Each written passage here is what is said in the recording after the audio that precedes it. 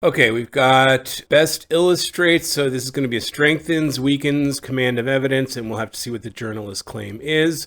Let's go ahead and read the passage. Art collectives like the United States and Vietnam-based collective, the Propeller Group, or Cuba's Los Carpinteros, are groups of artists who agree to work together, perhaps for stylistic reasons or to advance certain shared political ideals or to help mitigate the cost of supplies and studio space.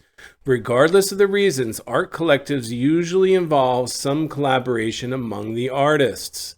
Based on a recent series of interviews with various art collectives, an arts journalist claims, so here's our claim that we need to illustrate, that this can be difficult for artists who are often used to having sole control of the work. What is this? This refers to collaboration among the artists. A collaboration among the artists is difficult for people who are used to having sole control.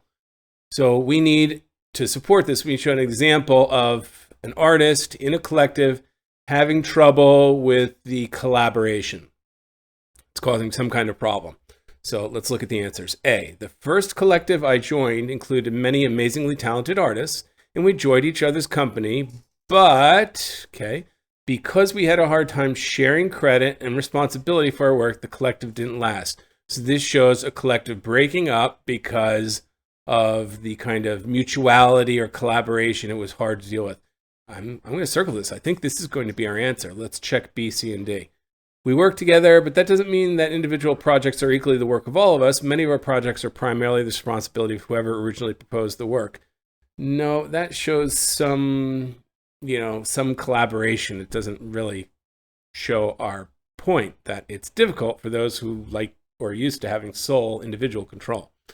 C, having worked as a member of a collective for several years, it's sometimes hard to recall what it was like to work alone without the collective support. But that support encourages my individual expression. So this actually shows that it helps your individuality, a collective, which is kind of the exact opposite of our claim. So that's not it.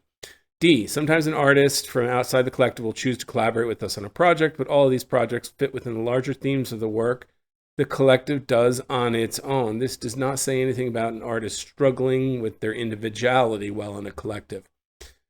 A is the correct answer.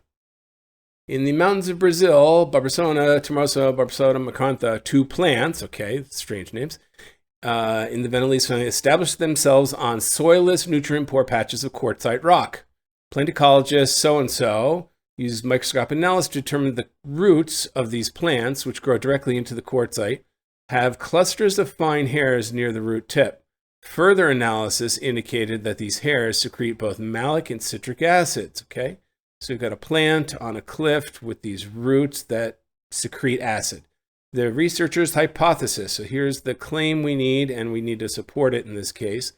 They hypothesized that the plants depend on dissolving underlying rock within these acids. So this is the claim. Hypothesize the plants depend on dissolving underlying rock with these acids. So do the acids from the malic and citric root hairs, do they dissolve the underlying rock? That's what we need to figure out. We need an answer that shows that. Not only creates continued growth, but also phosphates that provide.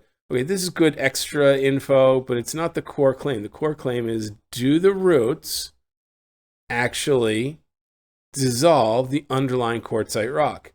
So let's look at A. Other species in the whatever family are found in terrains with more soil, but have root structure similar to those. Now, this is nothing about the claim that the plants depend and they actually dissolve the rock beneath them. Though the two plants both secrete citric and malic acids, each species produces the acids in different proportions. It's not about what proportions. That's irrelevant to our claim. The roots of the two plants carve new entry points into rocks. Okay, if true, remember, if true means these are true conditions. If they're true, does that show our claim is correct? Yes, it does. Even when the cracks on the surface are readily available. So they could just sort of slip into the cracks on the surface. Instead, they carve their own with the acid. That's the answer to our claim. Or supports our claim, I should say.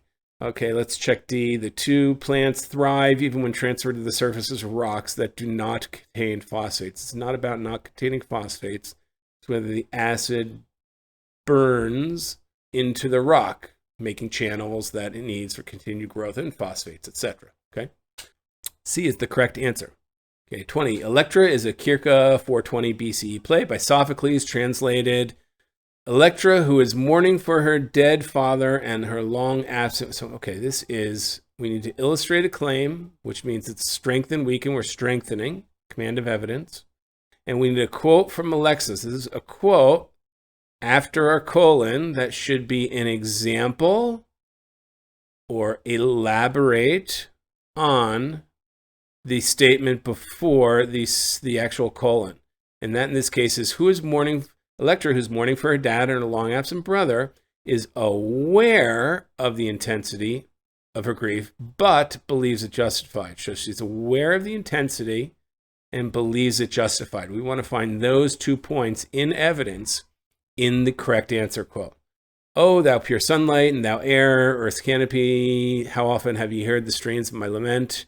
So she's lamenting. The wild blows dealt against this bleeding breast when dark night falls. This says nothing about, I mean, maybe it demonstrates some intensity, but it says nothing about whether it's justified or not. That's not going to be our answer. B, send me to my brother, for I have no more strength to bear up alone against the load of grief that weighs me down. No, that says she wants to stop. It doesn't say she's justified. If anything, she's saying, it's not justified, please stop it. No, that's not going to be our answer. Okay. C, I know my own passion. Okay. That's showing the intensity, passion. It escapes me not. It escapes her not, so she's aware of her intensity. That's right here. But seeing that the causes are so desire, will never curb these frenzied plaints while life in me. So she's never going to give up or stop. Why?